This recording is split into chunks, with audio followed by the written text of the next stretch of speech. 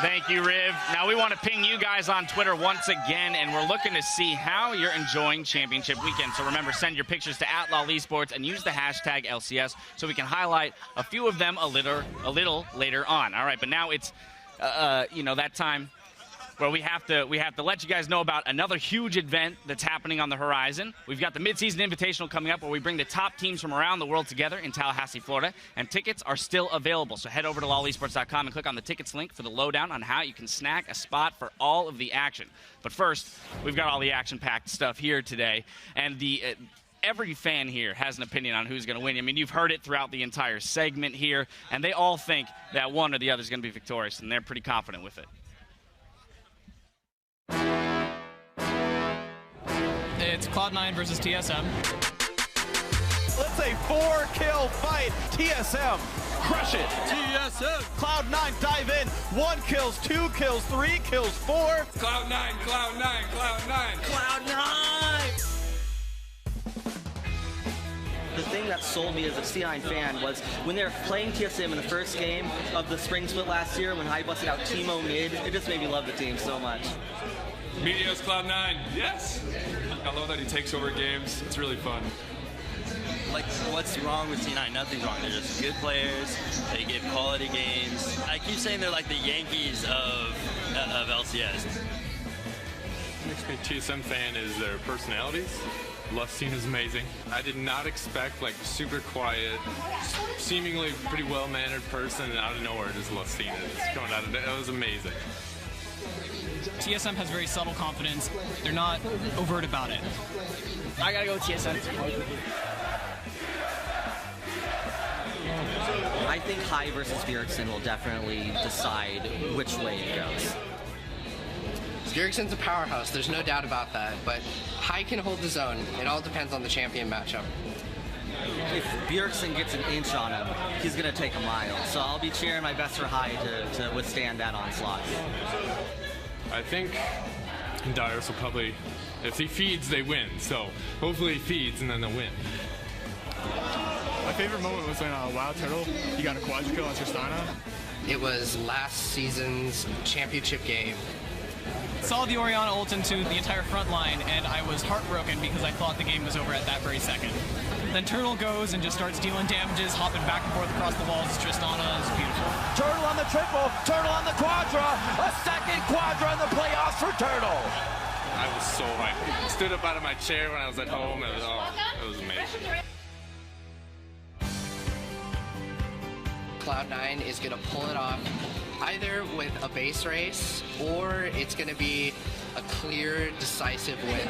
They're going to go 3-2, and it's going to be great games, and they're going to crush TSM. C9's pretty good, so I'm going to guess it's going to go 5th game.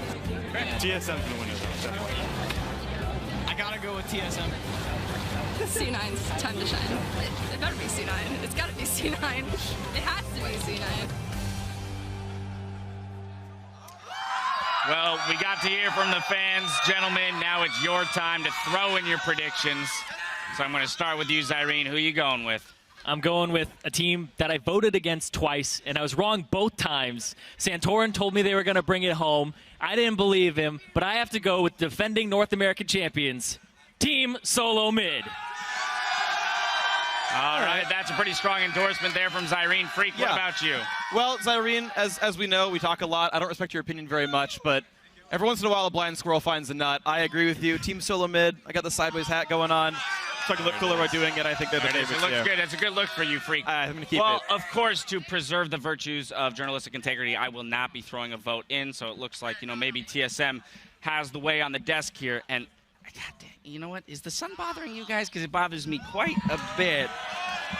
Just a little bit of a squinting issue. Yeah. But now we're good, so let's compare that to how the fans are voting on lolesports.com, where 71% say TSM are going to be the king of the hill for yet another split. All right, looks like I'm outweighed here on the desk. The fans are overwhelmingly in favor of TSM. We'll see if Cloud9 can fight back. We're all fired up out here, so let's throw it over to the casters to get this championship showdown underway. Thank you very much, Dash. Hello, everyone. I am Rivington Bislin III, and manning the caster desk with me is going to be Joshua Chat Leesman for for hopefully all 5 games. I hope so. I mean, that's what happened last time Cloud9 and TSM met in the finals. That was in Seattle last year in the summer. Yep. And now we have another 3-2 coming down. Oh, God, it just keeps repeating. I like it. History repeats itself, and this is going to be a good one. We're jumping into Game 1 of Team Solo Mid versus Cloud9 for the 4th consecutive split in a row. Our finals come down to these 2 teams, and as always, it's going to be a dogfight. And both Cloud9 and TSM have been incredibly resilient, and they show that they improve during a best-of-5 because they make good mid-series adaptations. Also, it proves that TSM and Cloud9 are not very prone to going on tilt. In the semifinals, both these guys started their series with a pretty decisive loss. Yeah, for Cloud9, that's true. they actually lost their first 2 games, and yet in both of those semifinals games, Cloud9 and TSM, they kept their heads, and they fought back for wins. Something they've been able to do throughout a lot of these seasons, or splits, if you will. These organizations are regular practice partners, if you didn't know, which actually led to the players growing very close, as you can actually hear Charlo and Loco say it just in the interview. TSM players were tweeting messages of support for Cloud9 after their rough semifinal start against Team Liquid. Bjergsen did not want to see Cloud9 lose to Team Liquid because he wanted to beat them. I mean, that's a pretty good reason to want to get to the finals. And historically, the matchup has heavily favored Cloud9. We've seen that. But since the start of the 2014 summer split, it's actually swung back the other way, and TSM have a 1-game lead in this overall matchup. Yeah. And, you know, we talk about it all the time, but TSM's biggest strength will continue to be Bjergsen. He reclaimed the MVP title this split and has been a dominating force and should continue to be a dominating force in the mid lane. I mean, looking at this up against High, I think this is the critical matchup of this series. Pretty much every statistical category that doesn't have to do with wards and vision control, Bjergsen beats out High. It's crazy, and you hear Loco just saying as well, we're really worried about High. He can pull things out when it matters, and maybe it's kind of like hitting, 75, 80s on the test, and you just ace the exam. As soon as High starts doing well, Cloud9 just takes off. That's right. So it could happen. It could happen indeed. Dyrus is sanguine about the prospect of losing games early in the series and says it only fuels TSM to come out stronger in the next round. Even as veteran as TSM is, we always lose the first game because I feel like we don't play our best from the very, very start. And when we get upset that we lost the first game that we shouldn't have and the game is so much easier than we thought it was going to be, we take that motivation and go on to the second game. And if we don't win that, then we take it to the third game. We got to see it at least in Team Impulse series. Even Loco thought they would lose the first game of that series against Team Impulse and then win the next 3. Reginald, I ran into him in the hallway. He wanted my prediction on the series. I said 60-40 for TSM because they are a slight favorite here. Right. Then I asked him, and he's like, we'll lose the first game, win the next 3. So, I mean, they're pretty... It's always the way. They're pretty resilient if they think they're going to lose. It's in all sports. You watch the first few pitches, you calibrate, and then you take the swing. That's all you got to wait for. Right now, we're going to get in a game, though. Let's check out the starting lineups. On the blue side, it's Team Solo Mid. Dyrus in the top lane. Santorin in the jungle. Bjergsen in mid. Wild Turtle at AD carry. And Lust Boy at support. That is TSM with the chance. But on the red side, it's going to be Cloud9. Balls in the top lane, some big-time Hecarim plays in the semifinals, Meteos in the jungle, High in mid lane, and then Sneaky and Lemon Nation laning together like always. That's something that kept coming up to me in my notes when I was looking at these teams is you go to Ball's champion pool and you look at Dyrus's champion pool, and there's a lot of that Scion, that Maokai, and the Lulu, and then Ball's always gets the Hecarim ban, but he's getting the things that'll carry. Another threat in the game that's not going to be utility, and he can actually take that lane on his own if he wants. Yeah, absolutely. And one of the things that we have to keep in mind as well on this 5.6 patch that we've been on the entire playoffs is taking the champion pools from those semifinal matchups is very important. Cloud9 and TSM scrimmed heavily against each other in preparation of each of their own semifinal matchups, and what they played there is most of what we're going to be seeing in the finals. Add in a few picks they picked up in the week since, knowing that they are facing each other in the finals. Well, Rumble and Thresh are going to be the ones banned out here with that support ban. I've heard TSM go back and forth between Thresh and Janna, so we may see that getting picked up in some kind of safe composition for them. And right now, the homework seems to be done quite well, taking away priority picks while still getting a few flex in there as well. That Vladimir is a good ban out for the Cloud9 side. Yeah, it's interesting. It feels like they're fearful of either the top lane or mid lane Vladimir, despite Cloud9 not playing any of it in the semifinals. But it is, honestly, in my opinion, one of the best picks on this patch, especially if Team Solo Mid wants to run a lane tank for Dyrus, which is what they did in the last 2 games in the semifinals, where Dyrus played Maokai and Sion in games 3 and 4 against Team Impulse. Well, something that TSM kind of faced with a ban towards them like that, Impulse rather, banned that Cassiopeia. They were a little confused because they didn't play the Cass. It's kind of the same idea with the Vladimir not being played by Cloud9, but it's still something that they fear. That Janna actually gets banned out too, so Lustboy gets hit with 2 along with Dyrus's. They are targeting, surprisingly, Lustboy's support champion pool. We know Lustboy is a very good disengage support, but with the Nautilus ban being thrown at Elimination, that was actually Lustboy's 3rd support. So they're now pushing Lustboy down to number 4, and those target bans at support also suggest that Elimination may have been working on something special. He is usually the first one in North America to pull out supports, and we were talking a little bit about a potential support Kennen, which maybe we'd see from Elimination now that all these supports are banned out. Yeah, it hasn't really made its way over here just yet. But it would be awesome if Sneaky could also pull out that Callista combo. Gragas gets taken away, something Meteos and Santorin have both been using to great effect throughout the last few weeks of the split. And you would see that in EU huge as well. I feel like Meteos will match the Gragas with the Sejuani pick eventually. I don't know when it will happen in this draft. I'm not sure which jungler Meteos actually values higher. He's a bit of a troll when you talk to him. I was trying to ask him about it, and he asked me, which jungler do you think is better? I said, I think Gragas wins. He smiled and said, we'll see about that. We'll see about that. Well, I like the fact that both teams are like, the junglers are going to play something that's going to be good anyways, so let's ban out other lanes, and the junglers can get to pick what they want. No jungle bans here, so that Gragas goes over, and we see Cloud9 now with the Maokai and the Urgot to come out. That Urgot's very intriguing because it can go in either the mid lane or the bottom lane. It flexes like that. Wild Turtle also had a really bad time in laning phase against Urgot when Apollo played it in the semifinals. It also opens up the possibility for Cloud9 to build a heavily tanky team, which would diminish Bjergsen's effectiveness if he picks an assassin. It's actually very, very potent from a champ select and versatility perspective to have Urgot locked in that early. Well, Dyrus is saying, yep, beyond Lulu once again. Let's do it. Keep safe in the top lane and the Kog'Maw. They literally are sticking to their guns if they pick the Kog'Maw here.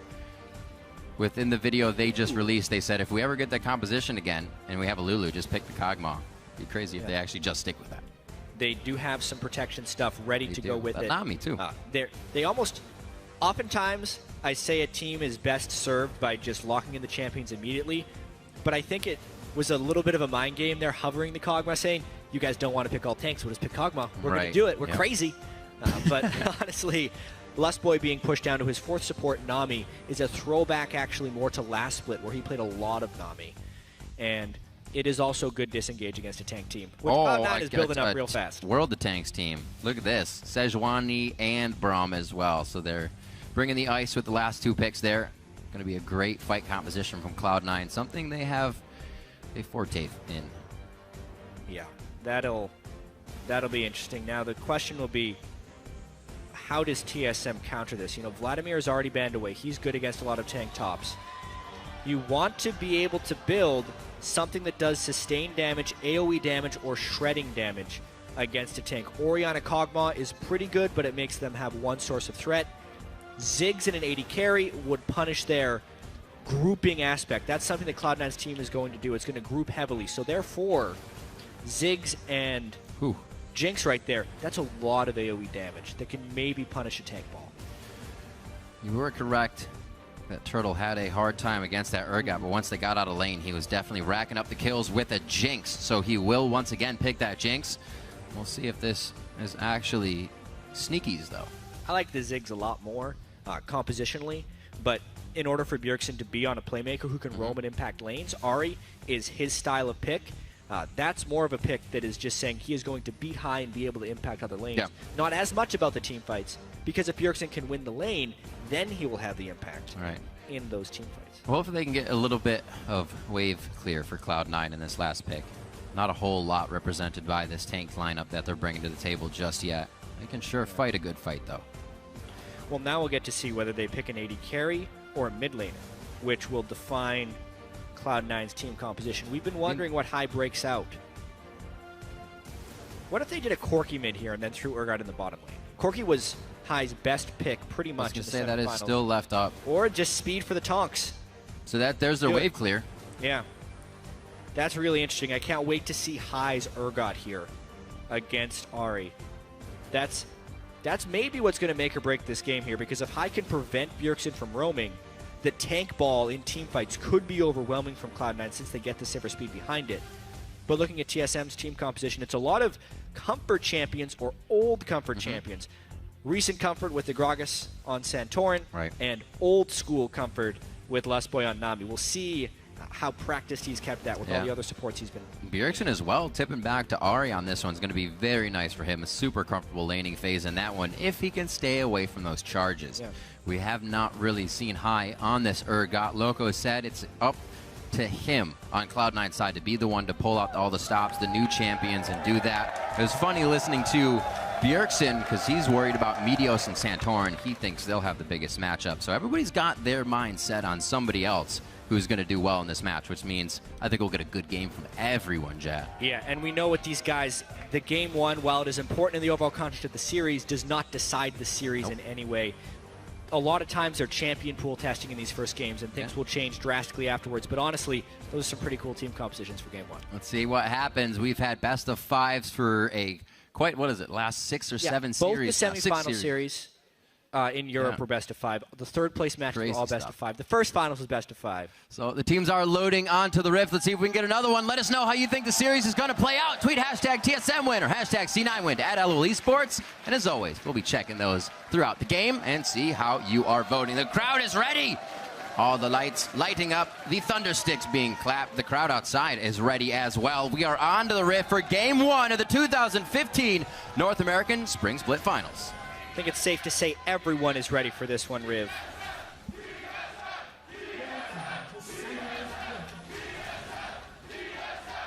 Man, I wonder if it separated TSM inside and Cloud9 outside. No, I think that's just all TSM fans. I didn't really hear any chance. There are a lot of Cloud9 fans, but there are many more TSM fans. Indeed. As we have learned. Woo! Just got to get it calibrated and figure out where everything is.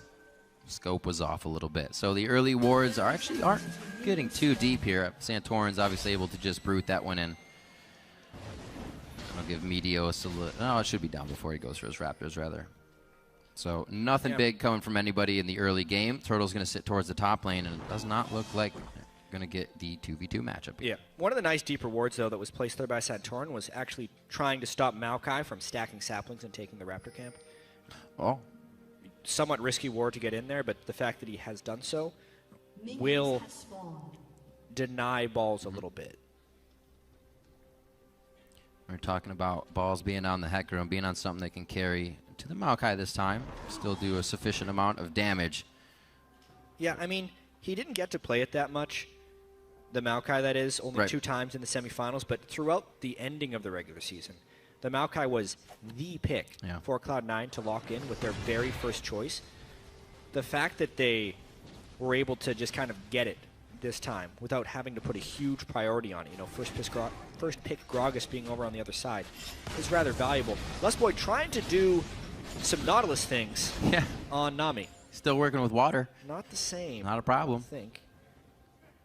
Just being smooth. I don't think he's going to get too far in this one. Just knowledge of what Cloud9 is doing and at what speed. Elimination's going to try to do a little bit of his own scouting here as he heads down towards the bottom side of the map. It looks like they are out already. He doesn't even get You can tell these guys practiced a lot against each other because they got the same ideas with what to do in these lane swaps. Honestly, TSM wins out on that a little bit. Basically, Lemonation's invade was later, and even though he stole one tiny little Raptor, the camp itself wasn't stopped. Whereas for Cloud9 here, they forewent doing the Raptors and ran straight to the other side of their jungle. Therefore, it's actually the TSM duo jungle here of Darius and Santorin that are ahead on experience. Scuttle. Yep, given over to Meteos. Play that well. Looks like he might get a ward over the wall here, and yeah, they are going to quickly get this. Lemonation's ward towards Red, definitely giving them a little bit of help to make sure nobody else comes in. And 3 wards with the Scuttle Crab is all they need. With a level 1 support, too. So really low experience values here, really, from Cloud9. there will be more experience, substantially more experience on the side of TSM. And for a Dragon, they get first shot at ganking high here. Gragas Flash E is one of the most lethal ganking tools. Oh! So that's one way to stop it. Yeah. Is if High... That's all credit to High there, actually, for avoiding that gank. Because Odd One is watching as well. Oh, yeah. But because he knows that the Gragas gank, early game, if he Flash E body slams you for the stun, it's almost a guaranteed death because Bjergsen would charm him for sure. And when Santorin was body slamming in, he wouldn't have been in range unless he flashed, but High respected it, flashed anyway, was able to get it alive. Hey! 1-2 miss there. Dyrus is going to be able to head a bit of a split in the uprights on that one, and TSM looks like they can get out safely. They have to be careful what's really happening here, though. Can they get out in time? They're still going to try to take down Dyrus. The Ignite is on. The Ignite is ticking. Is it too little? And he stays alive with the potion just chugged at the right time. If not for the 3-man bubble from Lustboy, which he flashed in for, Dyrus was dead for sure. So Lustboy supporting everybody but Wild Turtle early on in this game.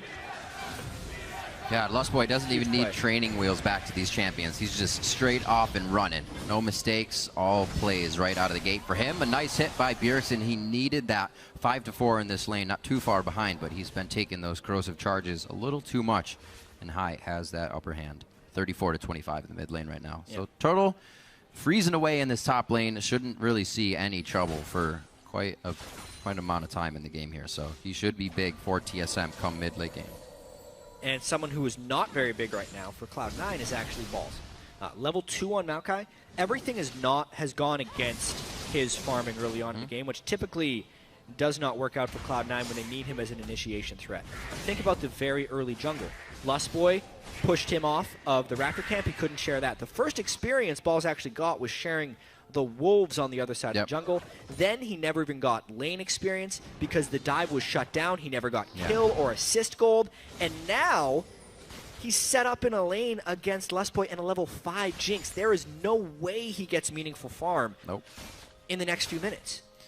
TSM getting everything to fall into place accordingly, and that ward early from Santorin towards Raptors was a pretty big catalyst to make all of this come to be. Cloud9 still clearing together towards this top side. Ball's trying to keep himself somewhere in experience range to be able to help in this game. Santorin now is by himself. It's definitely going to start to catapult him ahead a little bit more. That first pick Gragas, and Santorin, he played it in all 3 of TSM's victories in the semifinals against Impulse, and shut down Rush, who had been a jungler who was on complete fire for the last half of the split as well as the series against Gravity. Santorin exhibits a large amount of control on the map on Gragas, both from just his clearing, but mainly his gank potential and his consistency as a player. All coming in huge on the jungle Gragas. Yep. We really haven't seen too many woes with these teams. Santorin's kind of the biggest woe right as IEM hit before the season started was really all that TSM had to work on. People thought that he might kind of just be in the back pocket of Bjergsen all the time. Santorin won't be something TSM needs to grow, but I think he grew a little bit faster than everybody thought he could. Yeah, an unfortunate tech issue. High spilled his drink on the keyboard, so classic mistake for the home game. Urgot is so sloppy. God. Get control of yourself. Yeah, prompting this pause. Not a problem. That's unfortunate. Really. At least it's not kind of like an emotional thing. You're just like, oh, man, now I'm really in for it. It's just kind of like, whoops, we're good. It's actually surprising that this hasn't happened before. I mean, think of all the LCS games we've had. Well, we took the banana away from Lemon Nation before anything could happen last time, so. See, he's still getting support. Make sure everything still works. Maybe they'll get him a replacement keyboard. We shall see. But honestly... Are getting a replacement, yes. But yeah, we were talking about Santorin and how he has been helping the team. But looking at these teams, 2 of the only teams who saw 0 subs or changes throughout the split. So it's kind of no real surprise that they are the top 2 fighting for the finals. Yeah, Cloud9 no supports or subs in LCS play for 2 years now. Yeah. TSM, if they do a supporter substitution, it usually works out for them. Finding Santorin, and it wasn't always like this. Like this TSM team is actually somewhat battle tested at this point, because if we do think back, not the IEM they won in Katowice, but the IEM they didn't win in San Jose before the LCS split happened. Things weren't looking that great. Bjergsen was killed multiple times by Power of Evil. Right, this new guy. Bjergsen had lost it. They said Santorin was out-jungled. He wasn't going to be able to do anything. Then they come into the LCS season, and they pick right up after. They win IEM Katowice against Team WA in the final. To be honest, all of that did happen to now the second-place team in Europe. So yeah, I know. And credit Unicorns to of Love that. proved to be pretty good. Yeah, Unicorns of Love definitely came out strong. So they were showing what they had, and TSM just wasn't ready. But as we've said before, they do pride themselves on being able to fix these situations and come out on top. Yeah, and now we come back There we go. into high. He has to lane against the MVP Bjergsen here. It's been a pretty poor split for Cloud9, all things considered, but again, they find themselves sitting in the final. We look back, regular season, week 1 even, they were last place in the LCS. They were the only team to go 0-2 in week 1. Fighting back from that, they had to continually climb up the standings. They only got their bye in the last week of the regular season by beating the top 2 teams in the LCS consecutively. They got that seed. Then, in the semifinals, they were down 0-2. They were already thinking about how to pick up the pieces, how to recover this Cloud9 brand, how to reassert their dominance. But they actually haven't lost it yet. They've been closer than ever to looking mortal and not the dominant team in the North American LCS. And now they spilled drinks on their keyboard. Yep. So just right when they were on the cusp of reaching all over the now. pinnacle once again.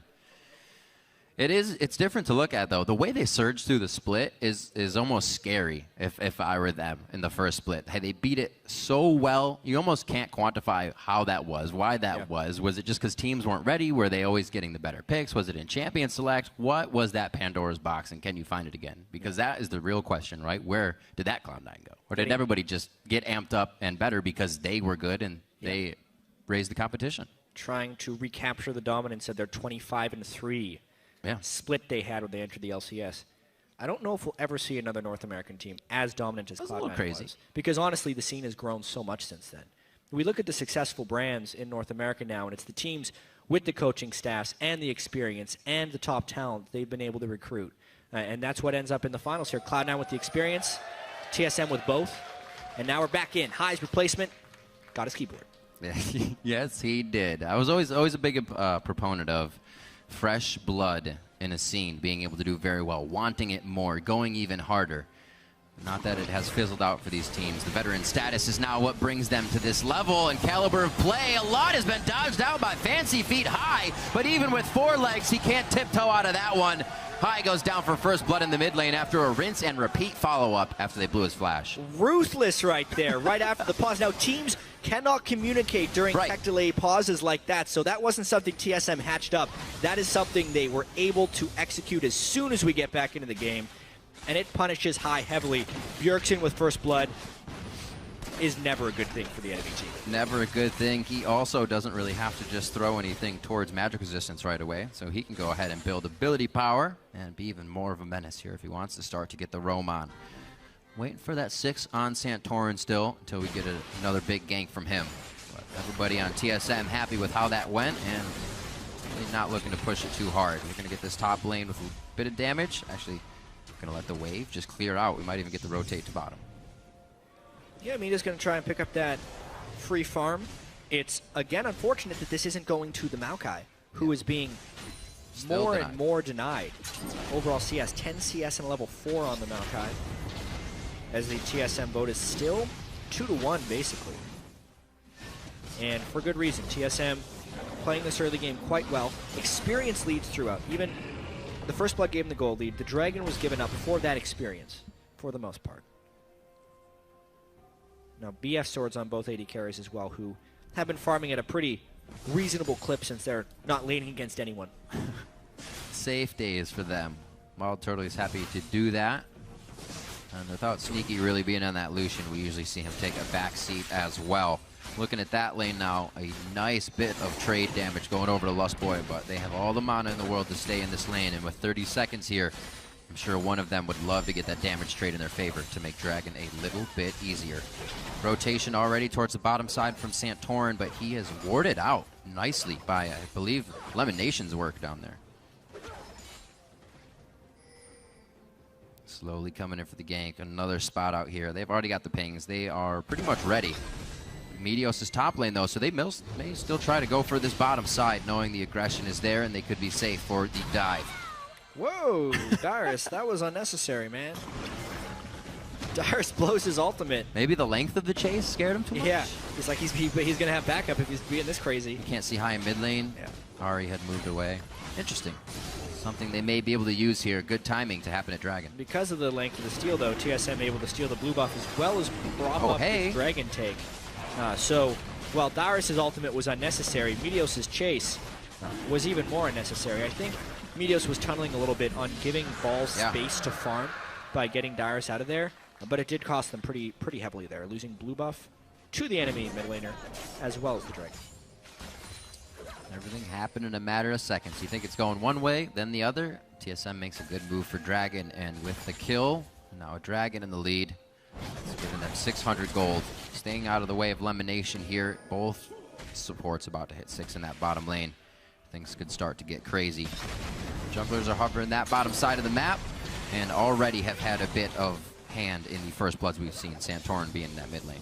And both Santorin and Meteos have game-changing ultimates on these junglers. Something they actually used awesomely in the semifinals. Santorin's Gragas assaults were perfect, and when Meteos was on Gragas, he was landing great ultimates as well. We've seen Sejuani completely swing team fights before as well, and it will be incredibly important where those ultimates are used and if they can give each team an advantage, because right now, when TSM has that small lead, they're so good at stretching it out. Yeah. So unless Cloud9 makes a play with the Sejuani ultimate that is not counter-ganked by Santorin, they may die a slow death to Bjergsen's Arc. That's one thing you get out of Bjergsen over and over again, is a reassuring voice. If we keep doing that, it's something we'll be able to get. Just keep poking, keep ganking mid, and TSM is able to stay on that kind of course and not divert from it. Really is something that keeps them in the game and allows the lead to grow ever so slowly. Raptor buff taking out the bottom ward.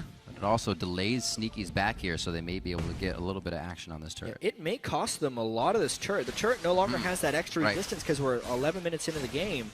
And also, Elimination had to back away early. All this pressure that Meteos is throwing up in the top lane is being really easily countered and outplayed by TSM. We've seen games where balls gets focused like this, pushed out, level, very under-leveled. Now he's got himself back up to leveled, but too many resources have been put back into that for it to work. TSM outplayed slightly in the early game, which put balls in a hole. And instead of just leaving balls on his own, Cloud9 is putting so many resources into making sure he is a person in the late game, instead of just like a baby sapling tree. So with that, not many rings. Instead of TSM putting resources into keeping him down more and more, TSM just putting resources into giving everyone else an edge. By the time Balls matches up with Darius, which he kind of is now, maybe all the other lanes for TSM will be ahead, which is the TSM game plan. Get the other 4 people ahead, let Darius fend for himself and go even. Yeah, always. TSM's plan, Darius fend for himself, indeed. And with these turrets dropping now, as we see the first one go down just a bit ago for Wild Turtle, Jinx can start approaching these turrets faster. It's going to be even a bigger surge in gold, and those turrets are going to fall down real quick. Bjergsen backing on a ward. Don't think Cloud9's going to be able to work off of any of this. They're all kind of in their own backing position themselves. So, didn't expect this slow first game, but both teams are definitely giving each other a lot of respect. Yeah, they are definitely just taking it slow, not trying to take too many risks. These teams they're very different than Unicorns of Love and Fnatic, strategically, to put it in some finite terms. Honestly, these guys just don't fight as much as Fnatic and Unicorns of Love do. They have heavy vision games that evolve around each other. Cloud9 actually won a lot of games in the middle of the season with incredibly low kill counts. TSM has been known to play that way as well. When the team fights break out, they will be explosive, but don't expect them to just happen out of thin air. Going to be difficult. Balls just on charging up that Rod of Ages, but Catalyst giving him a little bit of HP. It looks like maybe needed in what could be this 4v2 fight in the top lane. 2 in the mid here, Bjergsen, or rather High and Elimination are hanging out there as Bjergsen started to rotate, but he pulls it back. They could still get balls off of this chase. Bubble hits, but it doesn't seem like they took the steps to actually take him down. Oh, hello. Yeah. Cloud9's got to try and make a play here. It's on to Dyrus. That ultimate is still up for him. He can get the wild growth on. I don't think it's going to be enough as a Winter's Bite and concussive blows just equal out to the stun. And Dyrus goes down. So Cloud9 get a trade on the bottom side for a turret, but they've lost another one up top as well. Good job right there for Cloud9 to get aggressive right as the turret was falling. Dyrus needed to fall away from that turret to not be at risk for that engage. But now that 2 big ultimates have been blown by Cloud9, TSM looking to maintain the pressure in the mid lane. Every time you put something into Dyrus, TSM will take from you something else. Oh, always. And they take it quite textbook here in the mid. Another flash needed to be blown, this time on the side of Cloud9 as the 3rd outer turret falls. That was quite quick once they got the bottom one. And that's going to put quite a bit of money over onto Bjergsen and Wild Turtle.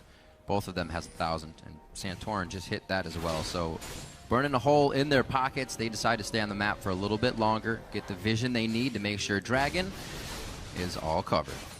Yeah. Nice play overall there by TSM. Not being dissuaded by Meteos' Sejuani ultimate because they knew there wasn't follow-up there. Right. High still stacking up. Just got his Manamune. Merman is going to be a good distance away.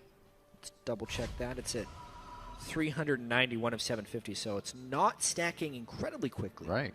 Rod of Ages still not completed on Balls' Maokai. Not going for the Righteous Glory, so trying to get a little bit more damage in good there. Thing you just got that done. Relying on the Sejuani ultimate instead of the Righteous Glory initiation. Maybe a Righteous Glory from Lemon Nation. Cloud9 is trying to bide their time, but they're honestly in catch-up mode. They have been for a while, and it's very hard to catch up to a team like TSM who is so apt at trading and trading successfully. Yeah, they'll play around you. They know exactly what to do to make sure they get it their way. Second Dragon is going to be just that as Cloud9 forced to answer towards the top lane. Team Solo mid fans liking the objective pressure that TSM is given right now, and it looks like High could be caught in the mid lane. They catch him sleeping. And this is exactly what we were talking about. Cloud9 is pushing the bottom lane. They leave an Urgot to stay in the mid lane. He can't clear a wave, so he's just a victim to any skill shots that actually land from TSM. They get another turret. They may get another interior turret. And it is all about the trading right now, but every trade is in the favor of TSM.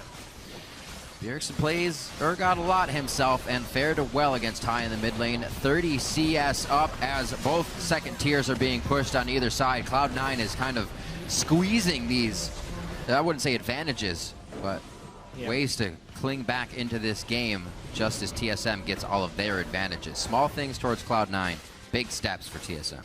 And specifically because of the style that TSM likes to play, maintaining vision control of the enemy jungle, rushing at people, and getting picks with Bjergsen Zari. That's the style they need to do.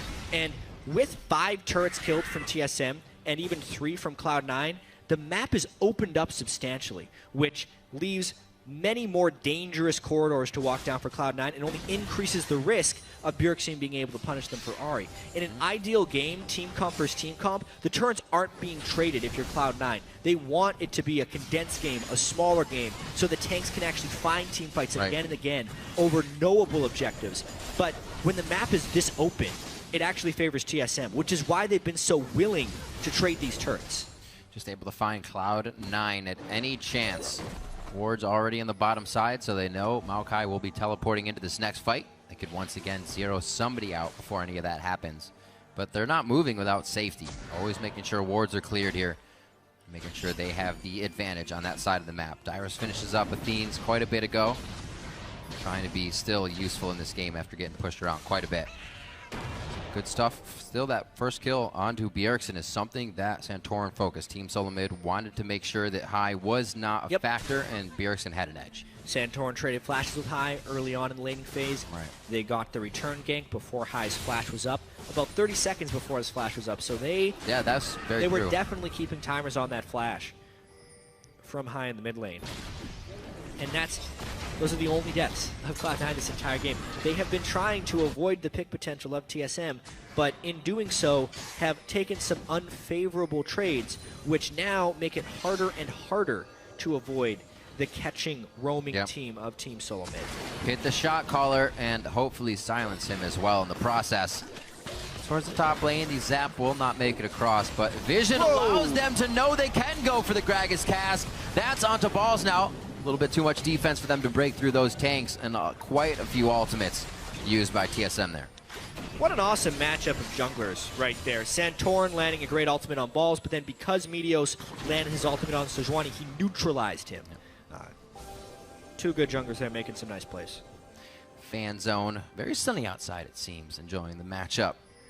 A little bit of heat out there as TSM putting the heat on Cloud9. 20 minutes into this matchup, already approaching the last second-tier turret. A little bit of a TP coming in, but that was also seen. Dyrus says, I am right on your heels. Who needs the wild growth? I got speed. I can give it to you. And it looks like they want a bit of the fight. Knowing Lemonation's Glacial Fissure's coming out, they back out. They disengage for a second, and both teams now are kind of creating a line of scrimmage to say, who's next? They kind of realized they were out of ultimates when that fight started. Neither the Sejuani or the Gragas could add to that one. And Balls also TP'd in without home guard, so neither team wanting to fully commit to a fight there. And they end up just delaying each other. A lot of respect.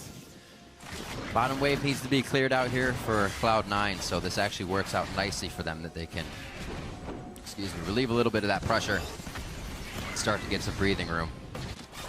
Baron is up. We've seen some very, very, very early Barons here throughout the finals, the playout, or rather through the final games, I should say, of third, fourth place yesterday in the semifinals. Doesn't seem like anybody's too worried about it here. Scuttlecrab averting from Dyrus. Can't get it. Sneaky farming pretty well. Matching Wild Turtle. CS for CS, but unfortunately Wild Turtle's got that kill on him, so a 300 gold edge. Both these 80 carries, the main damage dealers for their teams throughout the year, if we look at damage dealt to champions as well as kills. Wild Turtle had more kills, deaths, and assists than Sneaky during the regular season. Every category just plays crazy. Yep. Whereas Sneaky had a higher KDA and better CS numbers. Honestly, we're kind of seeing something similar in this match, but as much as we talk about Bjergsen and High, this game is just as much about Sneaky and Wild Turtle. These guys have both stepped up in really big ways this year. Probably the two best 80 carries in North America now, going head-to-head in this classic TSM versus Cloud9 matchup. Yep. Saw him quite a bit on different 80 carries, spot. but now James what a hit from the ultimate from Meteos! TSM is locked up and now retreating as Cloud9 is trying to get the cavalry to approach on this, and they cannot get through the choke point as TSM made their way out very fast after losing Bjergsen. TSM is lucky to only lose one player after that initiation. Cloud9 going to try and push down this mid turret as fast as possible because there's a Dragon objective up as well. They have a very small minion wave, but it doesn't look like it's going to matter. They have enough damage. They should be able to get Dragon here in a very big move. Completely evens out this game.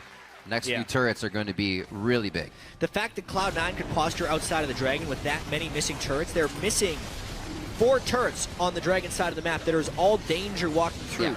But that specific corridor is actually where they want to catch a fight. TSM lost a fight in this spot to Gravity during the regular season against an Urgot. Wow. 4-man Sejuani ultimate.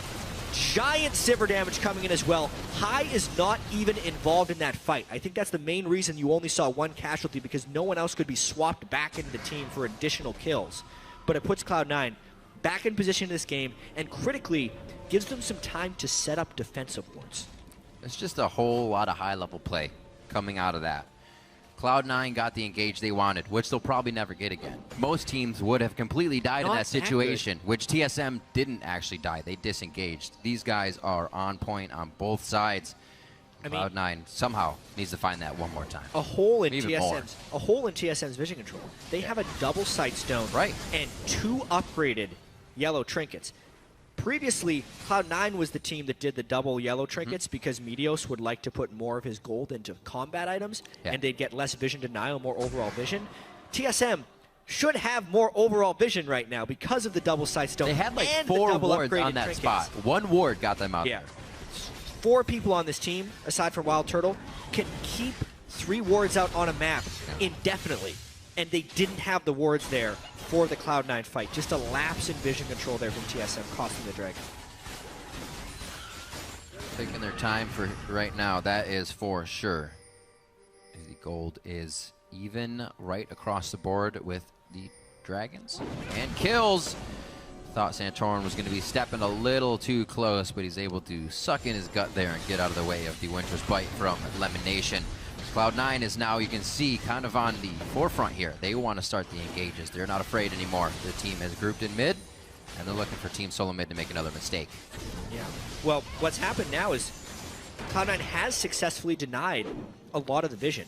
Good pink wards, good sweeping, 1 upgraded sweeper, 2 normal sweepers for Cloud9. But if we look at where TSM is going, they don't have good vision control. That's why they're having Santorin run in as the tanky Gragas with a Lulu to shield him and try and get these wards. Cloud9 only wants to catch them. It's a big game of give and take here. TSM has already traded the majority of the objectives, so there's not much more trading they can do now that they've lost vision control. Right. You saw him, Santorin, do it once again there. Almost put them in a scary position. See Whimsy and other speed-ups being used, saying, shouldn't be here. Once again, Cloud9 approaches. These guys are just lining up for the fights. Good thing they cannot see Sneaky right now over at red. I'm pretty sure that would be a nice engage for Team Solo Mid to hit on. And they stave this one off. The thing is, it's very tricky for TSM to find an initiation without vision control. If they're just walking straight up to Cloud9, they can't really get through the tank lines. They need to pick off one person at a time. What a bold Baron call here by Cloud9. I'd expect them to peel for a fight, but we haven't seen them find fights recently. We'll see here. Do they burn Sivir off? Heismer Amana just popped through here. Big boosted damage for Urgot coming into this. Can they get her on the choppers without hitting? Righteous Glory doesn't really get him there. Meteos with a 5-man Sejuani ultimate. If TSM can make it through this, they got it. But Cloud9 is locking them down. Bjergsen on the outside. He gets swapped in with the position reverser. How is TSM still alive in this one? They are doing everything they can, but Cloud9 closes the door on that fight.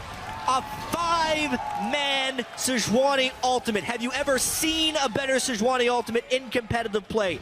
He did the ult flash as well to make it point blank and faster.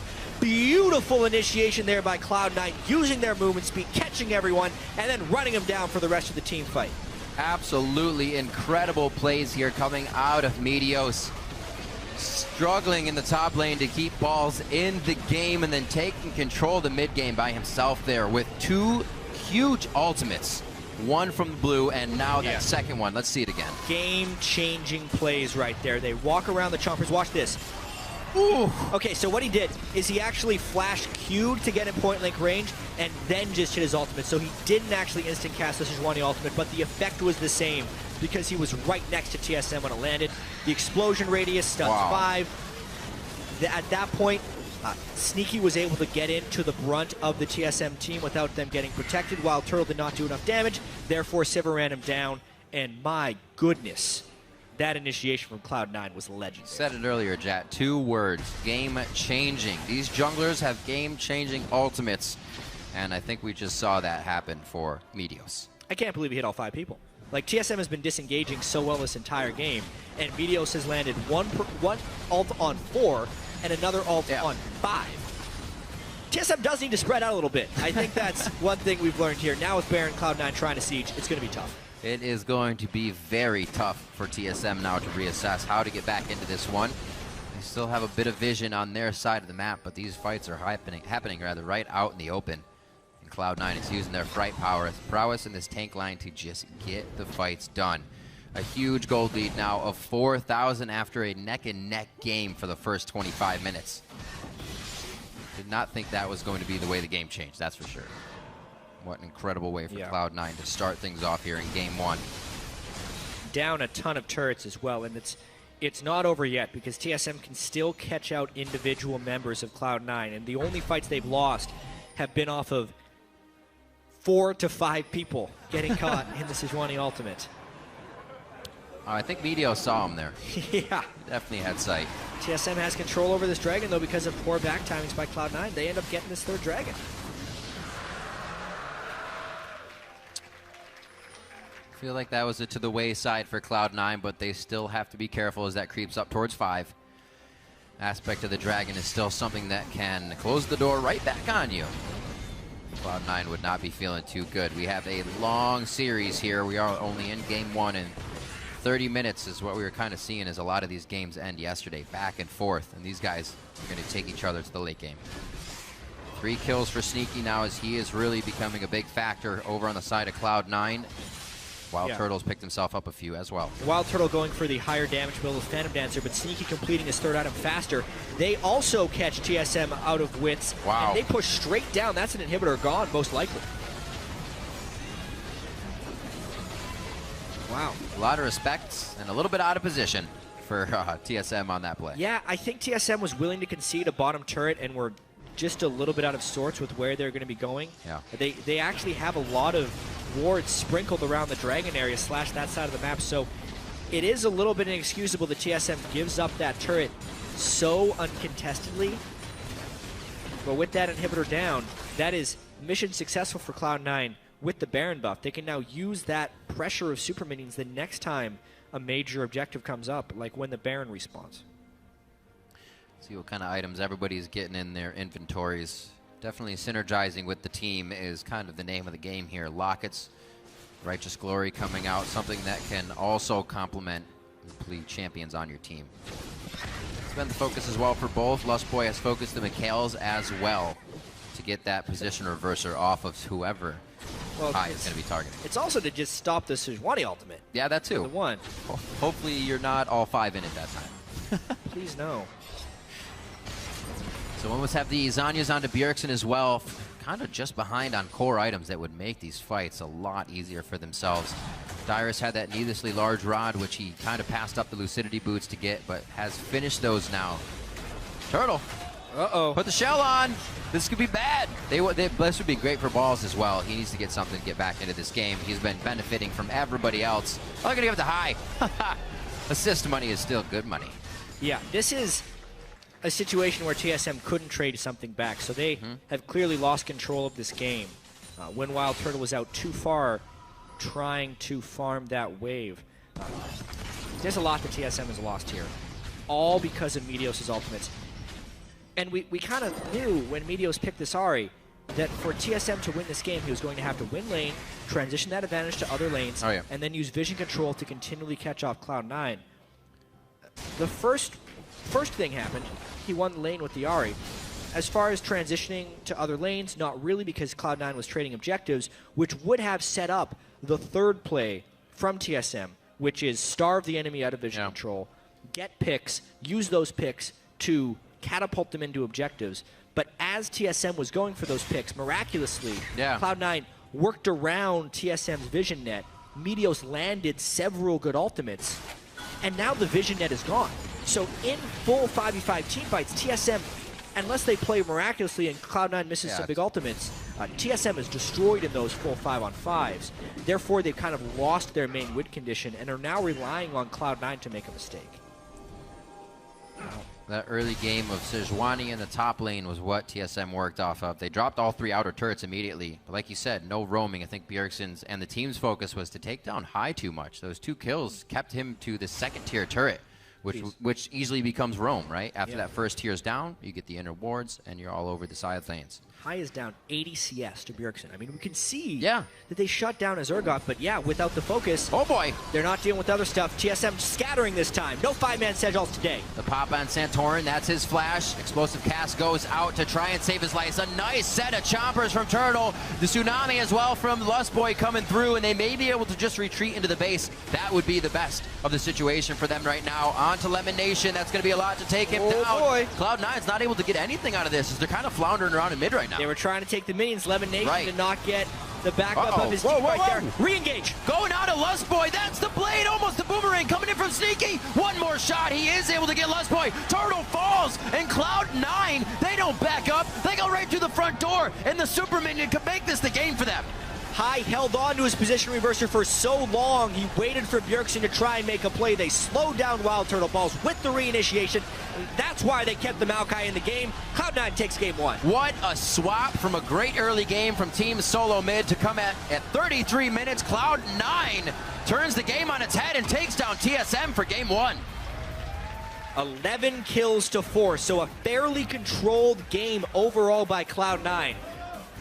Really great job by Cloud9. They're fighting back from some early lane deficits. Balls' Maokai heavily denied in the 2v1. The 2v1 was played superiorly by TSM early on. Then the mid lane pressure also goes in the favor of Cloud9. But the team play,